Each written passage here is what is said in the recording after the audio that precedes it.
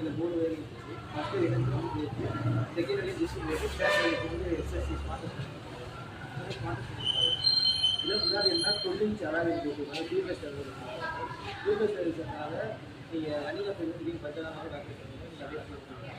முன்னாடி வந்து என்னன்னா 220 mm ரோட்டபிள் டிஸ்பிளே கொடுத்தாங்க. ரோட்டபிள் டிஸ்பிளே இருக்கிறதுனால நீங்கள் ஒன்று கிராமில் வந்து யூஸ் பண்ண ஹீட் ஆகாது, ஹீட்டோட யூஸ் பண்ணுவீங்க.